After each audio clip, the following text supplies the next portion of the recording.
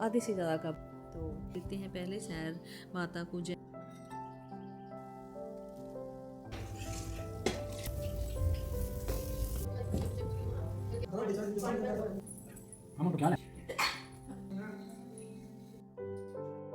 जी सुबह का समय है, दिन है मंगलवार और आज है 16 सितंबर। तो आज है सैर की सबको बधाइयाँ सबसे पहले तो।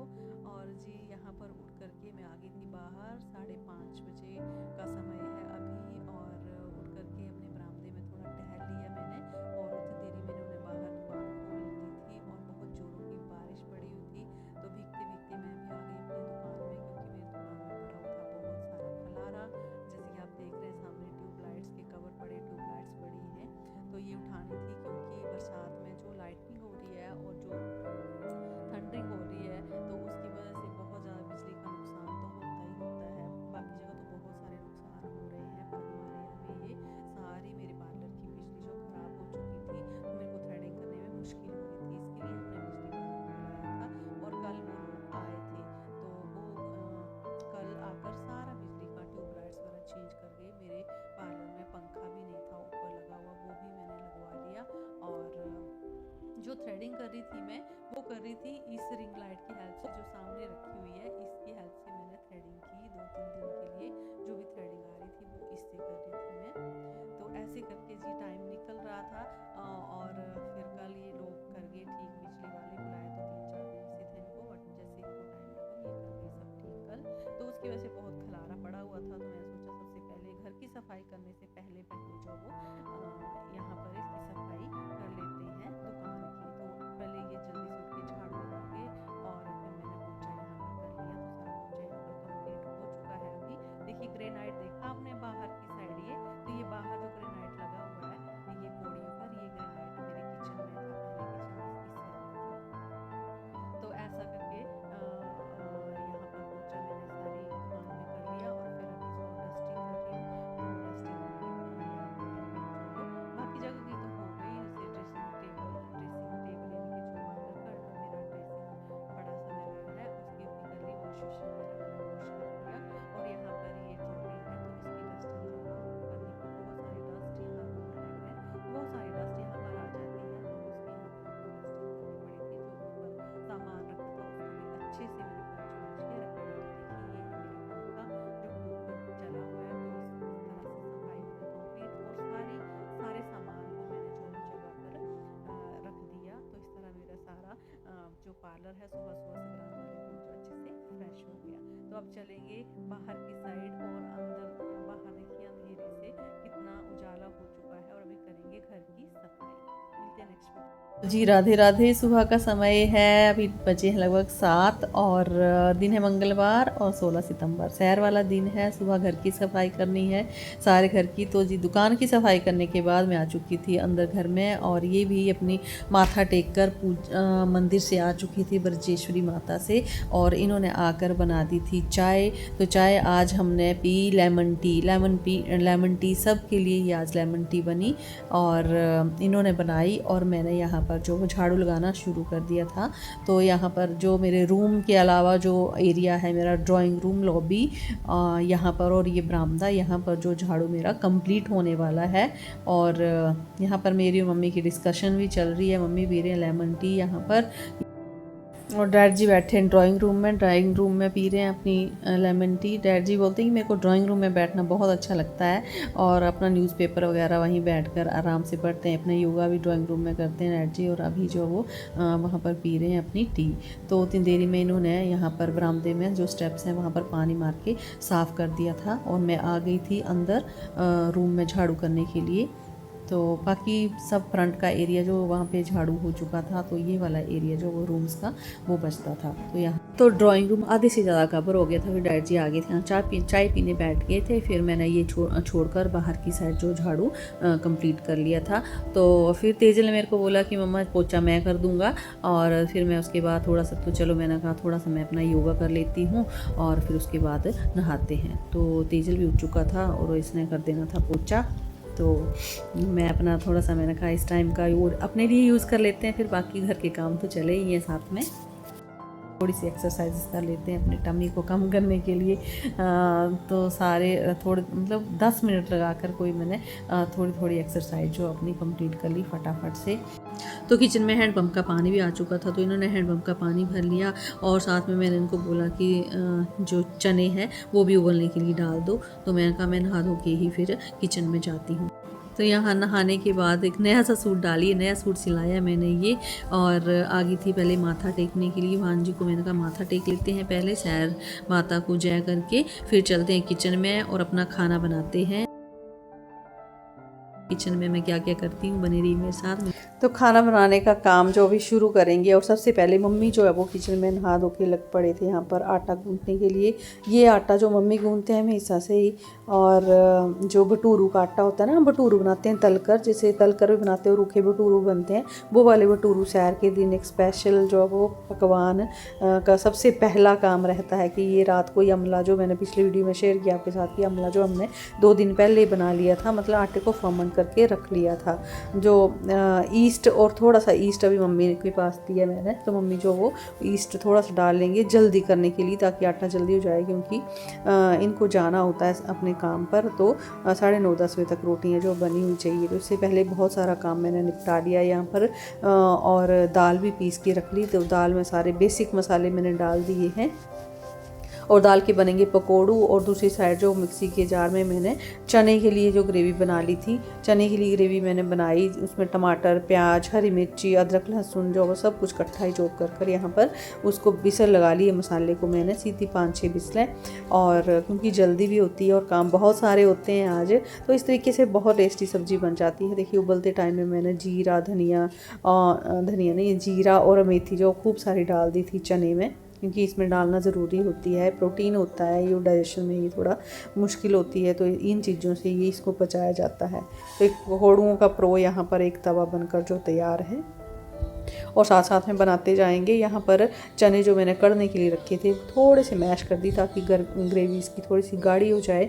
चने भी तैयार हैं, पकोड़ू आधे तैयार हैं, और यहाँ पर मैं सोच रही हूँ आटा जो हम भटूरू यहाँ बैठ कर जो वो जगह बनाई मैंने कि बैठकर जो भटूरू बनाएंगे मम्मी यहाँ पर सामने, तो एक अच्छी सी चटाई ला कर मैंने बिछा दी है, और बहुत अच्छा लग रहा है किचन इससे। और मैंने आटा जो हमने आटा ये भिगाया हुआ है, फर्मेंट करने के लिए रखा हुआ है भटूरुओं का, तो ये देसी अमला डालकर हम लोग बनाते हैं, पर ईस्ट भी थोड़ा सा डाला हमने। तो मैंने फिर से उठाकर वहाँ रख दिया, क्योंकि मम्मी कहीं ये ना बोलेंगी तूने ठंडी जगह में रख दिया, और ये फिर फूला नहीं आटा अच्छे से, तो इस करके मैंने उठा के वहाँ पर फिर से रख दिया। जब मम्मी आएंगे यहाँ पर तब फिर से मैं रख दूँगी। तो यहाँ पर बाहर आ गई थी, मैं सोच रही पकोड़ू, एक पकोड़ू जो वो कांजी वाले पकोड़ू बनाए, खट्टे जो होते हैं इमली वाले। तो इमली तो मैंने पहले भिगो दी थी, और यहाँ पर जो पुदीना और 12 महीने वाला लहसुन है मेरा, ये लेने आई थी, तो उसको मैंने यहाँ पर पीस लिया है, और इमली को अच्छे से जो छान के रख लिया था मैंने, तो उसमें ही मैंने डाल दिया। यहाँ पर ये पूजा के लिए छोटे छोटे पकोड़ू रखे हैं पितरों के लिए, और बाकी कुछ ये जो मैं इसमें डालूँगी कांजी में, जो इमली का कांजी बनाया है, उसमें हरे पत्ते डाले, बेसिक मसाले जैसे जीरा वगैरह और चाट मसाला और काला नमक डाला है, तो उसमें ही ये डाल देंगे थोड़े। उसके लिए मैंने इसी दाल के भल्ले, जो चने की दाल और माँ की दाल के जो पकोड़ू बनाए, उसी सेम के जो ये भल्ले टाइप ही उसी के बनाए मैंने। तो ये पानी में डालने से सॉफ्ट हो जाते हैं बहुत अच्छे से, पहले ही करारे होते हैं और फिर पानी में डालने से सॉफ्ट हो जाते हैं। और अभी मैंने इनको कांजी में ऐड कर दिया, एक प्रो अभी ऐड कर दिया, और दूसरा प्रो भी अभी बना लूँगी। कुछ सूखे रख लेंगे, माता का भोग भी लगता है उसके लिए भी, और पितरों के लिए तो छोटे छोटे मैंने बना दिए हैं। और यहाँ पर तीसरा प्रो जो भी था, दाल बची हुई, एक तो बड़े बड़े पकोड़ू बना लिए थे, दूसरे जो ऐसे छोटे छोटे भी, ये ऐसे भी खाने में अच्छे लगते हैं। वैसे आपको पता है कि मैं डेली रूटीन में बहुत कम तला भुना बनाती हूँ, आप मेरे अगर ब्लॉग्स देखते हैं तो आपको पता होना। और ये त्यौहार का दिन है, तो आज जो वो खुले दिल से बना रहे हैं, बस यही कारण है कि मैं मतलब ओकेजनली, बोलते नहीं कि 12 तो आ रहा ही बनता है ये चीज़, तो वही हिसाब है मेरे यहाँ पर कि मेरा वैसे ही खाना बनता है। यहाँ पर जो पूजा की छोटी छोटी रोटियाँ हैं, वो पहले के जो भटूरू हैं, वो मतलब पितरों को जो जाएंगे, एक एक जो 9 पत्तल हम रखते हैं, जो भी डैड जी बताते हैं, आगे डैड जी बताएंगे सारी कि पितरों की कैसे पूजा की जाती है, तो वो मैं इस वीडियो के थ्रू आपके साथ शेयर कर रही हूँ। तो सबसे पहले जो ये पूजा के ही भटूरू जो बन रहे हैं, इनको तल लूँगी जल्दी से मैं। तो मम्मी यहाँ चटाई पर बैठ गए थे और नीचे जो भटूर बना बना के जो मेरे पास देते जा रहे हैं और मैं जो वो इनको तलती जा रही हूँ। ये मीठी वाली रोटी जो, अगर आपने रात वाला लाइव मेरा देखा है तो तब रात वाले लाइव में मैंने खाना बनाया था और मम्मी ने फिर ये बेड में बैठकर जो वो मीठी वाली रोटी बना ली थी और फिर खाना खाने के बाद बर्तन वगैरह करने के बाद जो मीठी रोटी को तल लिया था। तो मीठी रोटी को मेरे मायके में बोलते हैं गुगू और भटूरू और मेरे ससुराल में बोलते हैं बबरू। बबरू तो हमें पता, हम मेरे मायके में पता किसको बोलते हैं, बबरू। बबरू बोलते हैं चावल के आटे और चीनी का घोल जो होता है ना, उसको घोला जाता है और तवे पर पकाया जाता है ऐसे चीले की तरह, वो होता है बबरू, उसको बोलते हैं हम बबरू मेरे मायके में। और यहाँ पर इस जो रोटी है मीठी वाली, जो ये भी फर्मेंट आटे की बनती है, इसको बोला जाता है बबरू। तो यहाँ पर सारी रोटियाँ जो देखिए, पूजा की सारी रोटियाँ जो अभी, हाँ ये पूजा की सारी रोटियाँ जो रेडी हैं, छोटे छोटे पकौड़ू और ये रोटियाँ और साथ में मीठी रोटी और साथ में सब्जी दही। तो गाइस इसमें जो खट्टा वाला बन रहा है, कांजी वाला, वो नहीं रखते हैं पितरों को। और जो लहसुन प्याज वाली चने की सब्ज़ी है वो भी नहीं रखेंगे। मैंने उबले हुए चने रख लिए थे और उसमें डाल दिया है मैंने दही, तो वो एक सब्ज़ी चने वाली इनको हो गई। तो गाइस सारी पितरों की रोटियां तलने के बाद अभी तल रही हूँ मैं अपनी रोटियां जो हमारी खाने वाली हैं। तो मम्मी डैडी और तेजल रेज़ा के पापा वहाँ पर हैं, पत्तल वगैरह लगा रहे हैं पितरों की रोटी मनस पूजा के लिए। और ऊपर मेरे देवर देवरानी के यहाँ से भी रोटी की थाली आ गई थी, वो भी यहाँ पर कट्ठाई जो दादा दादी को मतलब पितरों को अर्पण करते हैं हम लोग। तो अभी डैड जी बैठ गए हैं और हम भी समझेंगे कि पितरों के लिए कैसे कैसे जो पितरों की पूजा की जाती है। पितरा ही पूजा ताएं समझाने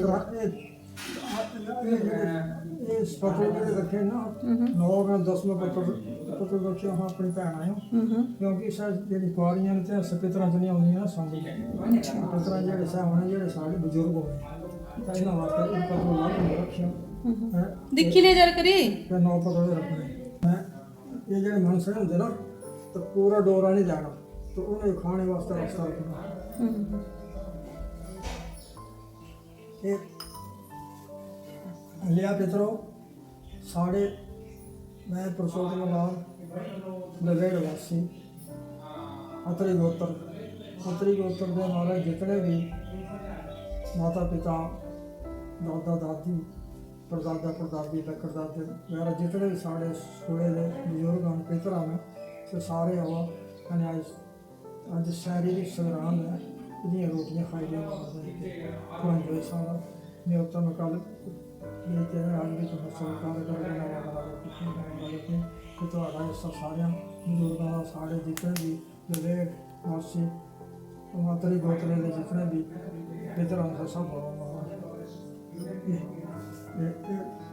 नौ पद भैन वास्ते कुआरियां अच्छा नौ जोड़े सा बुजुर्ग जोड़े पितर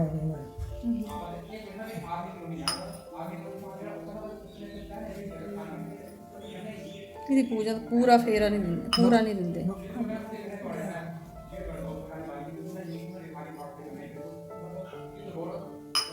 ਇਹ ਰਸਤਾ ਰੱਖਣਾ ਰੋਟੀ ਆਉਣੇ ਖਾਣੇ। ਅੱਛਾ ਕਹਿੰਦਾ ਇਹ ਜਿਹੜੇ ਜਮਾਨਸਣੇ ਨੇ ਤਾਂ ਇਹ ਹੱਥ ਚਾਹੀਦੇ ਕੋਡੇ ਦੇ ਅੰਦਰ ਬਾਹਰ ਨਹੀਂ ਚਾਹੀਦੇ। ਕਰਨਾ ਚਾਹੀਏ ਗਰੁੱਪ। ਅੱਛਾ ਜੀ ਬਿਨਾਂ ਗਰੁੱਪ ਆਤੇ ਕਦੀ ਮਾਨਸ ਪੂਜ ਨਹੀਂ ਹੁੰਦੀ। जाना पितरों ये महाराज तुम्हारा हिस्सा दक्षिणा जी ये दक्षिणा जी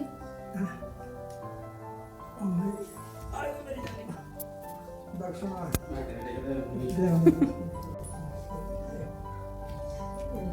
दक्षिणा महाराज साढ़े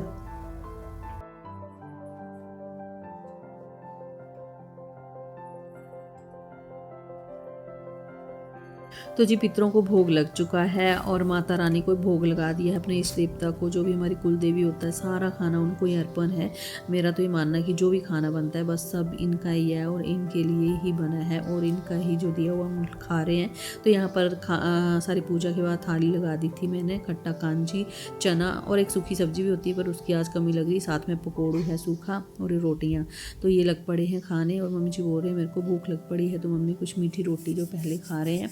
तो साथ साथ में मैं इनको टिफ़िन भी डाल दूँगी। तो खाना बनाने का सारा काम अभी कंप्लीट है, बस जो किचन में खलारा बचता है ना वो अब हम क्लियर करेंगे। इसके बाद अच्छे से आराम से खाना खाएंगे और फिर जो वो अभी कुछ रोटियां वैसे बचती हैं, जो सारी रोटियां गरम गरम में तलूंगी और सब गरम गरम रोटियां जो खा लेंगे। तो डैड जी यहाँ पर गरम गरम रोटी खाने लग पड़े हैं, साथ साथ में मैं तलती जा रही हूँ और साथ साथ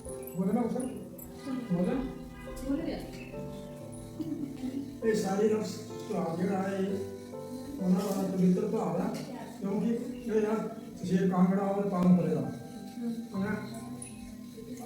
इसके पीछे क्या ਹੁੰਦਾ ਹੈ बरसाती लोग बीमार होंगे बड़े पानी का ना उन्हें बीमारियां से बसे बचे होंगे तो इस करके इस त्यौहार का बड़ी मान्यता रख रहे इस वास्ते शैली का त्यौहार मनाया गया है कि कांगड़ा और तहसील कांगड़ा और तहसील पावन में इसकी ज़्यादा ये है मान्यता है।